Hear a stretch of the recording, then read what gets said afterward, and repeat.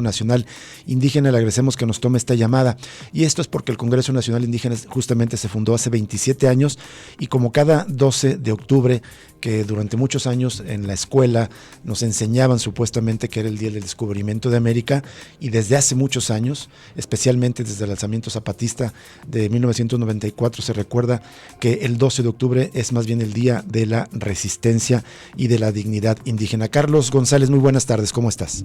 Muy buenas tardes, mucho gusto. Gracias, Carlos. Te agradecemos enormemente que aceptes conversar con nosotros, pues para poner el acento en la otra mirada, la mirada desde abajo, en la mirada de la resistencia en esta fecha en la que muchos, para unos es el descubrimiento, el Día de la Hispanidad, para muchos españoles, el día del encuentro de dos mundos, pero desde los pueblos y desde muchas organizaciones y pueblos desde abajo se mira desde otra perspectiva. ¿Qué es el 12 de octubre? Sí, el 12 de octubre, como todos y todas sabemos, es el día en que Cristóbal Colón avistó y llegó a tierras americanas, y para los pueblos originarios es el inicio de todo un proceso de conquista bastante doloroso, uno de los mayores genocidios en la historia de la humanidad, lo que llaman el descubrimiento de América, o que en algún momento llamaron el encuentro de dos mundos, que significó la muerte por asesinato, por enfermedad, por diversas causas de más de 80 millones de pobladores originarios de este continente, y igualmente la muerte de aproximadamente 40 millones de seres humanos que fueron traficados desde África hacia estas tierras para esclavizar su fuerza de trabajo. Entonces se trata de una fecha dolorosa, en la que no hay, por supuesto, nada que celebrar, nada que festejar. Por eso, hasta hace unos cuantos años, y por la presión de los movimientos indígenas americanos y el movimiento indígena mexicano, dejó de ser una fecha de festejo en nuestro país. El 12 de octubre era llamado Día de la Raza, Uh-huh. Y era un día inhábil, un día feriado. La presión de los movimientos indígenas en torno a los 500 años, en 1992, llevó a la modificación de la fecha y a que se empezara a tener una visión y una percepción distinta de este día y de lo que representa. Sin embargo, la fecha representa más que dolor, más que genocidio, representa también el inicio de una resistencia permanente y continuada hasta el día de hoy de los pueblos originarios, para seguir viviendo, para seguir existiendo, para conservar sus culturas, sus tradiciones, sus gobiernos, sus territorios. Carlos, no sé si coincidas, pero ese episodio histórico, la llegada de Cristóbal Colón como parte de una de una misión de expansionismo de una potencia comercial o mercantilista europea, y el encuentro con estas tierras que después fueron nombradas América, también significa una fecha muy importante, o un episodio muy importante para la consolidación del sistema mundo capitalista, ¿no? Porque las riquezas de esos territorios que luego fueron nombrados América permitieron el crecimiento de este modelo mercantilista, capitalista, que estaba en expansión en Europa. Así es, el inicio de la invasión europea en 1492 también marca el inicio de la globalización capitalista a escala planetaria, ¿verdad? Eso es algo importante, la conquista y las riquezas que le generaron a las potencias europeas estas guerras de conquista cimentaron la acumulación originaria de capitales para que se hiciera posible la revolución industrial y tecnológica que unos siglos después propulsaría de manera significativa al capitalismo. Entonces, este otro momento que señalas es fundamental, ¿verdad? Y lo comento, y qué bueno que lo comentas, porque las resistencias, por lo menos en una parte significativa del movimiento indígena, han sido no únicamente por sobrevivir, no únicamente por seguir existiendo, sino desde hace algunos años y de manera muy marcada a partir del levantamiento zapatista y sobre todo de la sexta declaración de la Selva Lacandona en el año 2005, emitida por el Ejército Zapatista de Liberación Nacional. Una parte importante del movimiento indígena en México adquiere un contenido claramente anticapitalista también. Exactamente. Ya recordabas entonces, por un lado, esta fecha significa un periodo de destrucción, de guerra, de barbarie, de conquista, de colonización, pero del otro, de las resistencias indígenas. ¿Dirías tú que en los últimos años ha aumentado la conciencia en los pueblos indígenas mexicanos, latinoamericanos, de esta resistencia, Carlos? Sin duda ha aumentado. Hay momentos significativos para nuestro país, para México, para sus pueblos en los últimos años. Y dos momentos importantes son, uno, el que mencionábamos, el de los 500 años, claro, del inicio de la invasión europea en 1992. En aquel momento el movimiento indígena logra posicionarse de manera significativa frente a esta fecha, frente al Estado mexicano, y el movimiento indígena americano frente a los estados, frente a sus estados, frente a los estados europeos, de una manera significativa. Y a partir de esa fecha empieza a plantearse de manera más clara y más articulada el planteamiento de autonomía indígena, que sí se venía planteando ya desde algunos años antes, pero no con tanta precisión y con tanta claridad. Y el segundo momento significativo, por supuesto, es el de 1994, el del levantamiento zapatista, el 1 de enero de ese año, que va a poner a los pueblos indígenas de México por primera vez en una situación diferente frente al Estado. En primer lugar, va a significar una denuncia tremenda a nivel de México y a nivel mundial sobre la condición de explotación, de pobreza y de destrucción que estaban y que siguen sufriendo los pueblos originarios. Pero en segundo lugar, le va a dar a los pueblos originarios y al movimiento indígena que se va a articular en torno al zapatismo una fuerza y una conciencia que no había alcanzado nunca antes, y que va a desembocar el 12 de octubre de 1996 en la fundación del Congreso Nacional Indígena, con la intervención muy importante de la comandanta Ramona del Comité Clandestino Revolucionario Indígena, Comandancia General del Ejército Zapatista de Liberación Nacional. Justamente hoy entonces cumple 27 años el Congreso Nacional Indígena. Carlos González, te saluda Jesús Estrada. Es importante también esa fecha, y es el movimiento o el Congreso que está haciendo este llamado para el día de hoy, una acción global en contra de la guerra que se mantiene contra los pueblos en México, pueblos originarios y toda la población en general. Carlos González, de hecho hubo un comunicado, y yo quería preguntarte esa guerra que estamos sufriendo. Por ahí en el comunicado del CNI señalan que, sobre todo en los últimos años, el gobierno de López Obrador ha mostrado su faceta más autoritaria.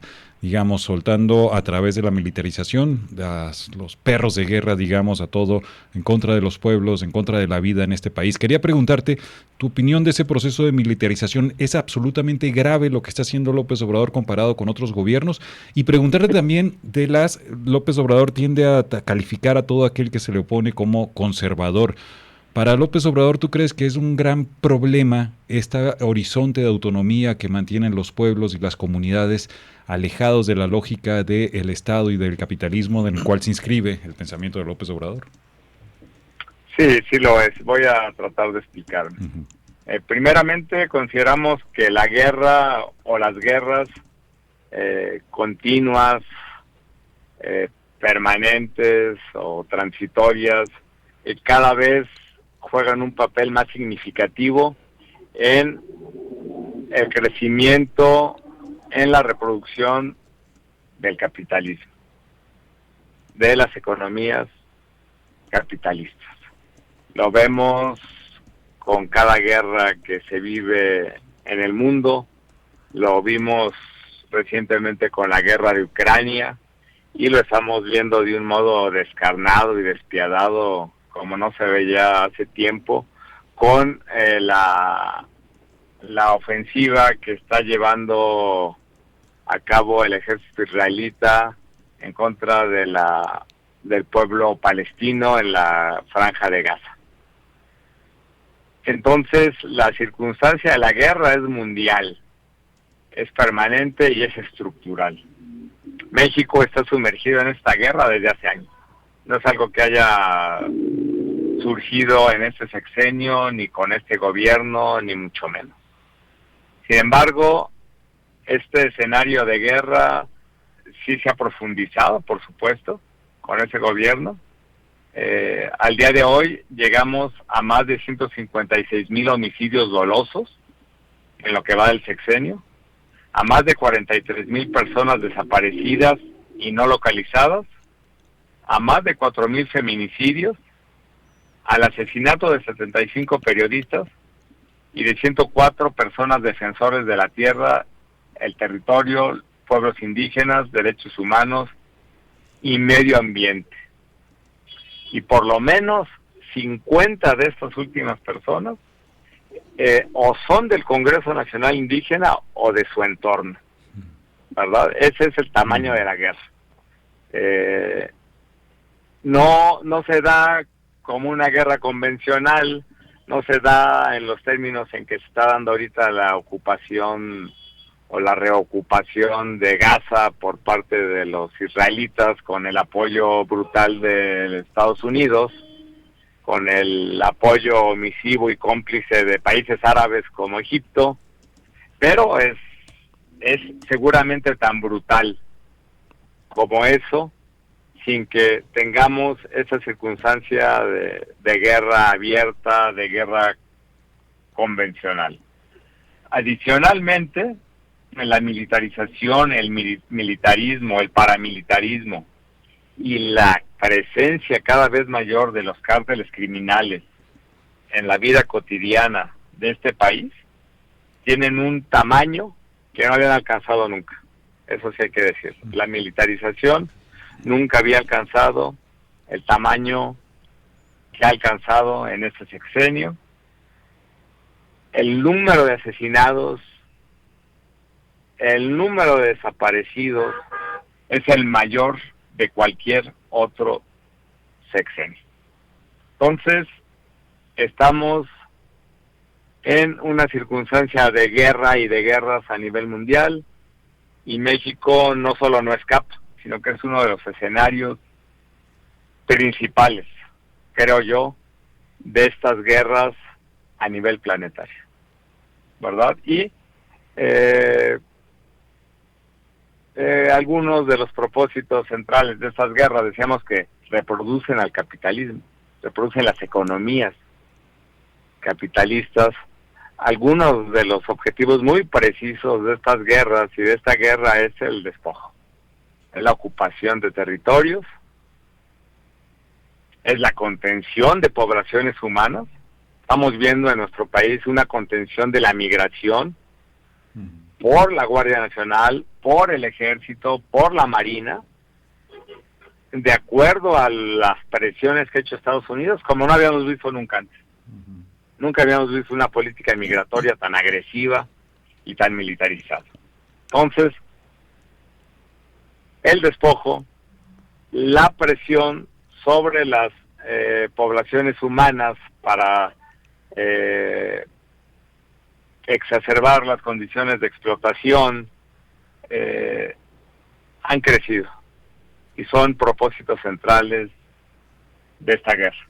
Y en ese sentido, entonces, los pueblos originarios son un valladar, son un dique, son una contención a todo esto, por su forma de organizarse, por su forma en la que organizan su vida, en la que organizan su relación con la naturaleza, entre sí mismos, los integrantes de las comunidades, sin dejar de señalar que también ocurren cosas tremendas en los pueblos y comunidades indígenas y que también han sido jalados por esta vorágine capitalista, pero aún se conservan ciertos elementos colectivos, comunitarios, de comunalidad, que representan un obstáculo a este capitalismo salvaje y a estas guerras. A estas guerras, Carlos.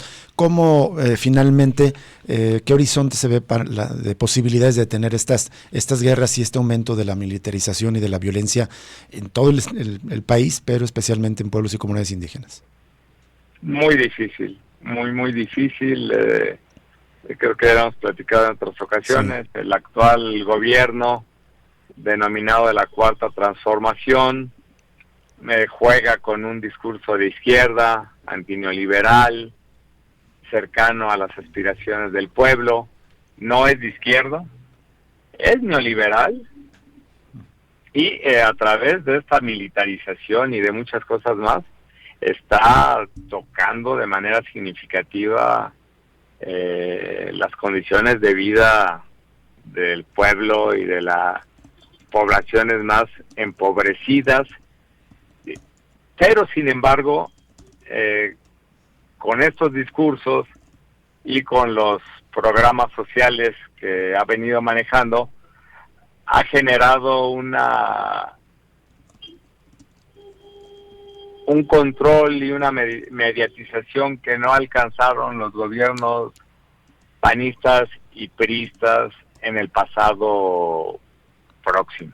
Así es. ¿Verdad? Este gobierno ha logrado generar consensos, mediatizaciones, controles que le han permitido avanzar, por ejemplo, decíamos, en la militarización, cosa que fue acremente, duramente criticada, incluso por el mismo López Obrador y todo el movimiento que ahora representa, cuando así lo hicieron Calderón o Peña Nieto, de una forma todavía más tibia y menos grande de como lo está haciendo él. Así es. Grandes proyectos de infraestructura vinculados a necesidades del gobierno de Estados Unidos, de su seguridad nacional o de las grandes corporaciones transnacionales, como el corredor mesoamericano, Plan Puebla-Panamá, se reconvirtieron de la noche a la mañana en el Tren Maya, en el corredor interoceánico Istmo de Tehuantepec, ya desde antes, desde el sexenio de Peña Nieto, en el Proyecto Integral Morelos, y han tenido un avance que no hubieran tenido con otros gobiernos. Efectivamente. Carlos, pues te agradecemos que nos hayas tomado la llamada para analizar, para tener el punto de vista desde el Congreso Nacional Indígena de cómo se mira esta fecha tan importante, y bueno, si nos permite, seguimos en contacto contigo y con ustedes más adelante.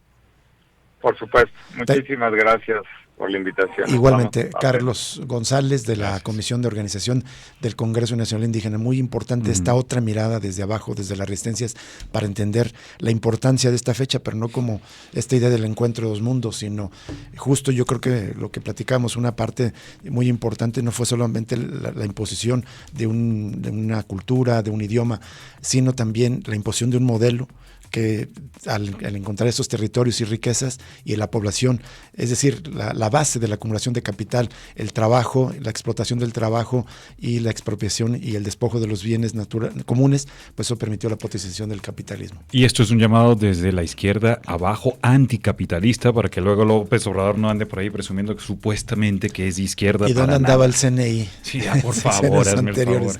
Vamos a una pausa y volvemos para cerrar Cosa Pública 2.0 esta tarde.